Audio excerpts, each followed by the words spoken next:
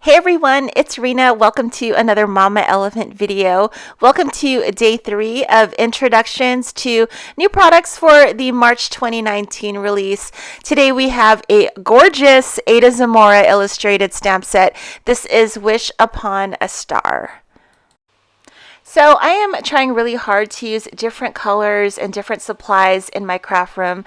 So today I am using my Artezas and my Zig Real Clean Color brush markers to color these images. You know, I initially stamped this out in black ink and it just did not look right. And I did take a peek at Ada Zamora's Instagram because I just kind of wanted to get the feel of how she watercolors images, and I kind of wanted to capture that same look. And especially because I did want to practice because I hadn't watercolored for a while.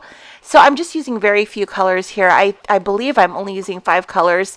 In the Artezas, I'm using Sunset Yellow, Rouge Pink, and Coffee. Coffee is what I'm using to shade in the clouds. And in the Zigs, I'm using Oatmeal and Blush. That blush color is what I'm using here for this adorable bunny. And it's not really a blush in terms of pink. It's more of a brown with a pink undertone, and I really love it.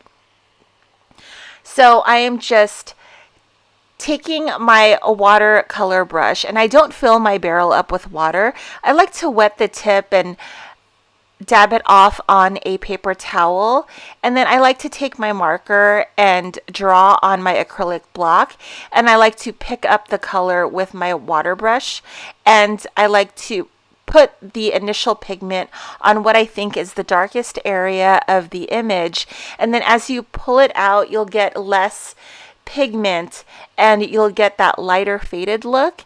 And these images were super easy to color. I really love them. They're super adorable. I'm going to be creating my backgrounds now, and for my first background I'm going to use a stencil, a cloud stencil, and in the effort to use colors that I never use, I pulled out this Victorian Velvet, and I was surprised. It's such an amazing color. It's that pinky brown color. It's pink with a brown undertone. I really love it. It goes really well with the colors that I selected for the watercoloring of my images, and it's just, I had no idea. For some reason I thought Victorian Velvet was purple, but it's really this very nice mauve brownie pink, and it's just beautiful. I'm going to do just simple half shading on these card panels here for the rest of the cards. I'll be making a 3-card set with this stamp set today. While I was blending out my panels, I was waiting for my images to dry. Now that they're dry, I'm taking the coordinating dies and I'm going to cut my images out. So I'm using really old washi tape that doesn't work anymore. That's why I'm comfortable using it to hold down the dies, because they don't really have that much stick. So right now I'm going to stamp out my sentiments, and I'm using my images as a guide to see where my sentiment placement will be. I wanted to use a simple color palette, and the vintage sepia or the black ink didn't go well with the sentiment, so I just decided to use the Distress Oxide in the Victorian Velvet to stamp out my sentiment. I don't typically use the Distress inks for sentiment stamping, but the oxide really worked well with this, and I believe I stamped it out either 2 or 3 times, and it was just fine, and I like the way it kind of melded into the background, and it was all one cohesive color palette. So now that my images are cut, I'm going to double stack them. I always like to make my images nice and thick because I think it looks really nice with a little bit of dimension. And because I use that Bristol smooth cardstock, that's a little bit thinner than a 110. So I've cut out the coordinating dies in the 110 and I'm stacking them just so my die cuts are nice and thick and they stand out on my card fronts. So just to talk about the sizing of these cards, I did want to make a trio. So I'm either making, it's either called an A1 size card or a 4-bar card.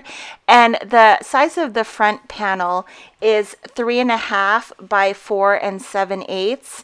And if you were going to make a card on the long side, you would cut it 7 by 4 7/8 and fold it at 3.5.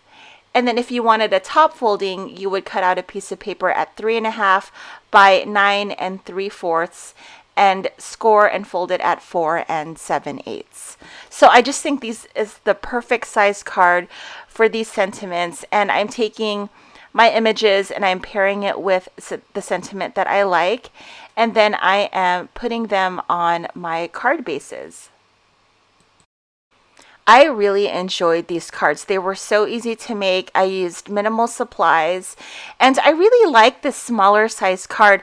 I typically make these giant cards.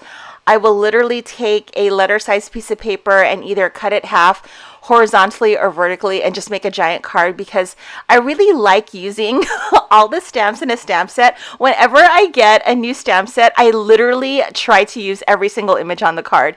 And I wanted to do that here, but I decided to do something different and do a smaller canvas and make 3 smaller cards. So off camera, I did color a bunch of clouds because I wanted to create some atmosphere for this particular card. So that's just the same stamp, and I've stamped it out, I think 7 times, and I did double stack those, and then I am just putting them on the card, making sure that some of them hang off to the side, and I will be trimming it down after I'm done. So the coordinating dies also come with these fabulous stars, and I always use that Lots of Stars die, and those are kind of like more straight stars, and these stars are chubby stars and they're adorable. So I did want to cut out a bunch of those and create atmosphere for this card as well.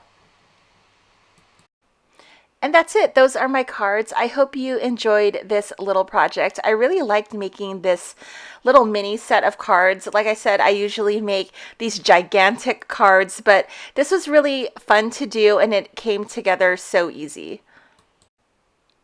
Thank you so much for watching. I will see you guys tomorrow. We are going to reveal 2 more products for the March 2019 release, and I'll see you then. Happy crafting. Bye, guys.